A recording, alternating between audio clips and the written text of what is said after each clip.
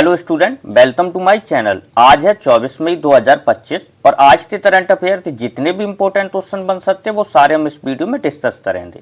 And video के last में हम आपसे क्वेश्चन पूछेंगे, उसका राइट आंसर आपको कमेंट करके बताना है। तो वीडियो तो पूरा ध्यान से देखिएगा। मेरे सारे वीडियोस की PDF फाइल आपको मेरे टेलीग्राम चैनल पर मिल जाएगी और टेलीग्राम चैनल का लिंक मैंने वीडियो के डिस्क्रिप्शन में दे दिया है, तो आप वहाँ से ज्वाइन करके ले सकते हैं। तो चलिए बिना टाइम वेस्ट किए स्टार्ट करते हैं आज की अपनी क्लास। तो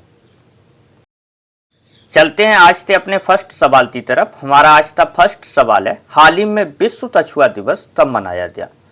तो विश्व कछुआ दिवस हर साल 23 मई को मनाया जाता। तो इस क्वेश्चन का right answer option number D 23 मई। अब बात देश की हुई है तो एक बार इंपोर्टेंट देश के बारे में रिवीजन कर लेते हैं। 1 मई तो अंतर्राष्ट्रीय मजदूर दिवस मनाया गया। 3 मई तो विश्व प्रेस स्वतंत्रता दिवस मनाया गया। 4 मई तो अंतर्राष्ट्रीय अग्निशामक दिवस मनाया गया। 5 मई तो विश्व हाथ स्वच्छता दिवस और विश्व पुर्तगाली भाषा दिवस मनाया गया। 6 मई तो इंटरनेशनल नो नाइट डे और विश्व आस्थमा दिवस मनाया गया। 7 मई तो विश्व एथलीट दिवस, रविन्द्रनाथ टैगोर जयंती मनाई गई। 8 मई तो विश्व रेड क्रॉस दिवस और अंतर्राष्ट्रीय थैलेसीमिया दिवस मनाया गया।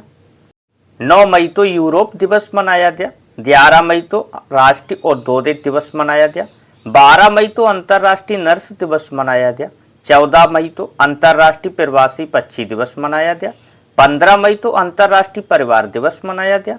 16 मई तो राष्ट्रीय तेंदुआ दिवस मनाया गया। 17 मई तो विश्व दूर संचार दिवस मनाया गया। 18 मई तो अंतर्राष्ट्रीय संग्रहालय दिवस मनाया गया। 20 मई तो अंतर्राष्ट्रीय मानव संसाधन दिवस मनाया गया। 31 मई तो राष्ट्रीय आतंकवाद विरोधी दिवस मनाया गया। तो ये थे अभी तक मनाए गए सारे इंपोर्टेंट डेज। चलते अपने नेक्स्ट सवाल की तरफ। हमारा नेक्स्ट सवाल है, हाल ही में यूरोप में भारत के राजदूतों के सम्मेलन की अध्यक्षता किसने की? तो यूरोप में भारत के राजदूतों के सम्मेलन की अध्यक्षता विदेश मंत्री डॉक्टर एस जयशंकर ने की। तो इस क्वेश्चन का right answer option number C doctor S Jaishankar.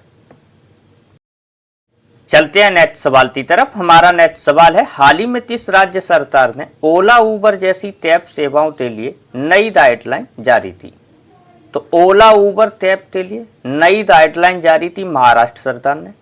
इस क्वेश्चन का राइट आंसर होगा ऑप्शन नंबर ए महाराष्ट्र। चलिए इसके बारे में थोड़ा डिटेल्स में जान लेते हैं। महाराष्ट्र सरकार ने ओला और उबर जैसी ऐप आधारित कैब सेवाओं के लिए नीति घोषित की है। इसमें किराए ड्राइवर के प्रशिक्षण, इलेक्ट्रॉनिक वाहन और अपनाने तक यात्रा रद्द करने पर जुर्माने तो शामिल किया है। इसका उद्देश्य सवारी और ड्राइवर दोनों के लिए एक समान व्यवहार और यात्रा के अनुभव को सहज बनाता है। चलिए कुछ इंपोर्टेंट फैक्ट के बारे में जान लेते हैं। 1 मई तो महाराष्ट्र का 65वां स्थापना दिवस मनाया गया। महाराष्ट्र सरकार ने पिंक ई रिक्शा योजना शुरू की। आलोक जोशी को राष्ट्रीय सुरक्षा सलाहकार बोर्ड का प्रमुख नियुक्त किया गया। खेलो इंडिया यूथ गेम 2025 की मेजबानी बिहार ने की। UAE ने इंटरपोल की गवर्नेंस समिति की अध्यक्षता संभाली। केरल वशिष्ठ नागरिक आयोग स्थापित करने वाला पहला राज्य बना। जापान की जनसंख्या में लगातार 14वें साल गिरावट देखी गई। तो ये थी कुछ इंपोर्टेंट जानकारी। चलते अपने नेक्स्ट सवाल की तरफ। हमारा नेक्स्ट सवाल है, हाल ही में किस देश ने 2025 व 26 के लिए एशियाई उत्पादक संगठन की अध्यक्षता संभाली? तो 2025 व 26 के लिए एशियाई उत्पादक संगठन की अध्यक्षता भारत ने संभाली। तो इस क्वेश्चन का right answer option number D Bharat. अब बात भारत की हुई है तो भारत के बारे में कुछ इंपोर्टेंट चीजों तो जान लेते हैं। नीति आयोग की रिपोर्ट के अनुसार दुनिया का चौथा सबसे बड़ा ऑटोमोबाइल निर्माता भारत बना। लेजर निर्धारित हथियार प्रणाली परीक्षण करने वाला चौथा देश भारत बना। भारत AI में सबसे अधिक निवेश करने वाले 10 देशों में शामिल हुआ। भारत वैश्विक स्तर पर दूसरा सबसे बड़ा 5G बाजार बना। अगला AI शिखर सम्मेलन भारत में आयोजित किया जाएगा। भारत ने 100 गीगावाट से अधिक सौर ऊर्जा उत्पादन करते महत्वपूर्ण उपलब्धि हासिल की। तो ये थी भारत के बारे में कुछ इंपोर्टेंट जानकारी। चलते अपने नेक्स्ट सवाल की तरफ। हमारा नेक्स्ट सवाल है, हाल ही में सुप्रीम कोर्ट ने कहा थे झुड़पी जंगलों तो वन भूमि घोषित कर दिया। तो झुड़पी जंगलों तो वन भूमि घोषित किया महाराष्ट्र के सुप्रीम कोर्ट ने। तो इस क्वेश्चन का right answer option number D Maharashtra. अब बात महाराष्ट्र की हुई है तो महाराष्ट्र के बारे में जान लेते हैं। टेयर एज राज्य रैंकिंग 2025 में महाराष्ट्र सीट पर रहा। महाराष्ट्र सरकार ने पिंकी रिक्शा योजना शुरू की। महाराष्ट्र के तराड़ शहर ने 100% सुरक्षित निपटान के साथ स्वच्छता अवशिष्ट प्रतिबंध हासिल किया। 3 लैंग्वेज पॉलिसी लागू करने वाला पहला राज्य महाराष्ट्र बना है। छठा भारत उज्ज्वल सैन्य अभ्यास डस्टलिट महाराष्ट्र पुणे में हुआ। प्रवीण परदेसी तो महाराष्ट्र के मुख्यमंत्री का मुख्य आर्थिक सलाहकार नियुक्त किया गया।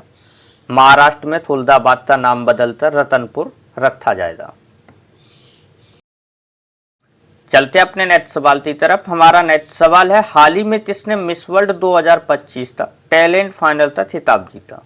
तो मिस वर्ल्ड 2025 का टैलेंट फाइनल जीता मोनिका तेजिया सेब्रिन। ये जो आप तो पिक्चर में देख रहे हैं, इनका नाम है मोनिका तेजिया सेब्रिन। इन्होंने मिस वर्ल्ड 2025 का टैलेंट फाइनल जीता है। तो इस क्वेश्चन का right answer option number B. चलते अपने नेक्स्ट सवाल की तरफ। हमारा नेक्स्ट सवाल है, हाल ही में कहाँ दुनिया की सबसे बड़ी एरोस्पेस ग्रेड टाइटेनियम इकाई का उद्घाटन किया गया? तो दुनिया की सबसे बड़ी एरोस्पेस ग्रेड टाइटेनियम इकाई का उद्घाटन उत्तर प्रदेश की कैपिटल लखनऊ में हुआ। तो इस क्वेश्चन का right answer option number A Lucknow. चलिए इसके बारे में फुल डिटेल्स में जान लेते हैं। पीटीसी इंडस्ट्री लिमिटेड की सहायता कंपनी एरोस्पेस टेक्नोलॉजी लिमिटेड द्वारा संचालित इस सुविधा का उद्घाटन रक्षा मंत्री राजनाथ सिंह और उत्तर प्रदेश के मुख्यमंत्री योगी आदित्यनाथ ने उत्तर प्रदेश रक्षा औद्योगिक गलियारे के लखनऊ नोड पर किया है। 50 एकड़ में फैले इस आधुनिक संयंत्र की वार्षिक उत्पादक क्षमता 6000 टन है, जो इस दुनिया की सबसे बड़ी एकल साइट टेक्नोलॉजी रीमल्टी सुविधा बनाती है।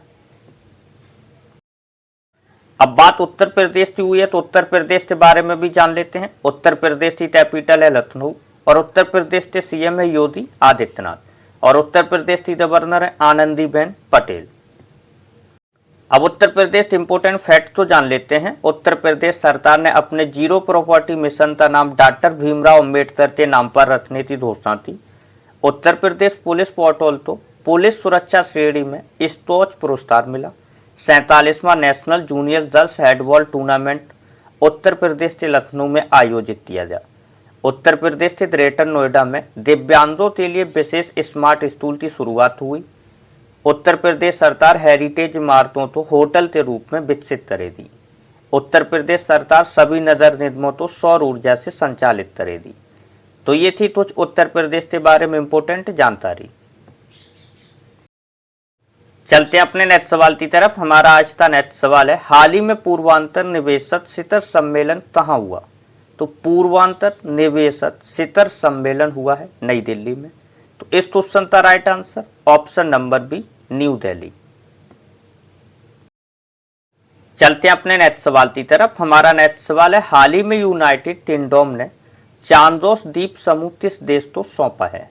तो यूनाइटेड किंगडम ने चांदोस द्वीप समूह मॉरिशस को सौंपा है। तो इस क्वेश्चन का right answer option number C Mauritius.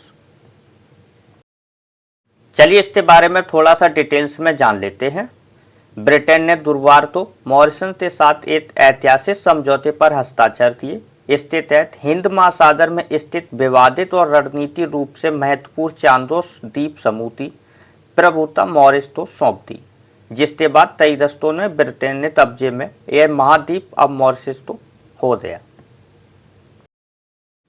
अब बात मॉरिशस की हुई है तो इसके बारे में जान लेते हैं। इसकी कैपिटल है पोर्ट लुइस और इसकी करेंसी है मॉरिश रूपी और इसके प्राइम मिनिस्टर हैं डॉक्टर नवीन रामदोला। चलते अपने नेक्स्ट सवाल की तरफ। हमारा नेक्स्ट सवाल है, हाल ही में अमेरिका और ईरान के बीच 5वीं दौर की अप्रत्यक्ष वार्ता कहाँ हुई है? तो अमेरिका और ईरान के बीच 5वीं दौर की अप्रत्यक्ष वार्ता रोम में हुई। तो इस क्वेश्चन का राइट आंसर होता ऑप्शन नंबर बी रोम। चलिए इसके बारे में फुल डिटेल्स में जान लेते हैं। अमेरिका और ईरान के बीच परमाणु वार्ता का 5वां दौर इटली के रोम में शुरू हो गया। इस वार्ता का उद्देश्य ईरान के परमाणु कार्यक्रम को सीमित करना है। इसके बदले में अमेरिका ने ईरान पर लदे कुछ आर्थिक प्रतिबंध हटा लिए। यह बैठक ओमान के मस्कट में पिछले दौर के तेहरान के यूरेनियम संबंध कार्यक्रम पर सार्वजनिक असहमति के बाद हो रही है। चलते अपने नेक्स्ट सवाल की तरफ। हमारा नेक्स्ट सवाल है, हाल ही में किस राज्य सरकार ने खरीफ सीजन से पहले महाविस्तार ऐप लॉन्च किया? खरीफ सीजन से पहले महाविस्तार ऐप लॉन्च किया, तो ये लॉन्च किया है महाराष्ट्र सरकार ने। तो इस क्वेश्चन का राइट आंसर ऑप्शन नंबर है महाराष्ट्र। ये ऐप आर्टिफिशियल इंटेलिजेंस बेस्ड है, AI बेस्ड। अब बात महाराष्ट्र की हुई है, तो महाराष्ट्र के बारे में कुछ इंपोर्टेंट चीजों तो जान लेते हैं। महाराष्ट्र सरकार ने उत्तर प्रदेश के आगरा शहर में छत्रपति शिवाजी महाराज का भव्य स्मारक बनाने का फैसला किया। राम सुतार तो महाराष्ट्र के सर्वोच्च नागरिक पुरस्कार विभूषण से सम्मानित किया गया। प्रधानमंत्री सूर्यधर योजना के अंतर्गत महाराष्ट्र ने देश में दूसरा स्थान प्राप्त किया। महाराष्ट्र सरकार समाचार सामग्री की निगरानी के लिए मीडिया केंद्र स्थापित करेगी। महाराष्ट्र सरकार ने जाति, आय और राष्ट्रीय प्रमाण पत्र जैसे आवश्यक दस्तावेजों के लिए आवेदन शुल्क माफ किया। तो ये थी कुछ महाराष्ट्र के बारे में इंपोर्टेंट जानकारी। चलते हैं अपने नेक्स्ट सवाल की तरफ। हमारा आज का नेक्स्ट सवाल है, हाल ही में अमेरिका राष्ट्रपति डोनाल्ड ट्रंप ने एप्पल पर कितने प्रतिशत टैरिफ लगाने का ऐलान किया? तो अमेरिकी राष्ट्रपति डोनाल्ड ट्रंप ने एप्पल पर 25% टैरिफ लगाने का ऐलान किया। तो इस क्वेश्चन का राइट आंसर होगा ऑप्शन नंबर सी 25%। चलिए इसके बारे में थोड़ा सा जान लेते हैं। अमेरिकी राष्ट्रपति डोनाल्ड ट्रंप ने 23 मई 2025 तो एक बार फिर भारत में एप्पल आईफोन बनाने को लेकर एप्पल पर निशाना साधा। ट्रंप ने कहा कि अगर देश में बेचे जाने वाले फोन अमेरिकी सीमा में नहीं बने तो एप्पल तो 25% टैरिफ का भुगतान करना होगा। अब बात अमेरिका की हुई, तो अमेरिका के बारे में कुछ जान लेते हैं। अमेरिका के न्यूयॉर्क में डॉक्टर भीमराव अंबेडकर दिवस की घोषणा की गई। अमेरिका लगातार चौथे साल भारत का सबसे बड़ा व्यापारिक साझेदार बना। अमेरिकी सीनेट ने भारतीय वैज्ञानिक जय भट्टाचार्य को राष्ट्रीय स्वास्थ्य संस्थान निदेशक के रूप में नियुक्त किया। भारत में आने वाले प्रेषित स्रोतों में अमेरिका शीर्ष पर रहा। अमेरिका के क्रिस्टल में पहला भारतीय फिल्म महोत्सव हुआ। अमेरिका के राष्ट्रपति ने शिक्षा विभाग को बंद करने के लिए सरकारी आदेश पर हस्ताक्षर किए। तो ये थी कुछ अमेरिका के बारे में इंपोर्टेंट जानकारी। चलते हैं अपने नेक्स्ट सवाल की तरफ। हमारा आज का नेक्स्ट सवाल है, हाल ही में चुनाव आयोग ने मतदान केंद्र पर मतदाताओं की अधिकतम संख्या घटाकर कितनी दी है? तो चुनाव आयोग ने मतदान केंद्र पर मतदाताओं की संख्या घटाकर 1200 कर दी। ये पहले 1500 थी, अब इसको 1200 कर दिया। तो इस क्वेश्चन का right answer option number B 1200। चलिए इसके बारे में फुल डिटेल्स में जान लेते हैं।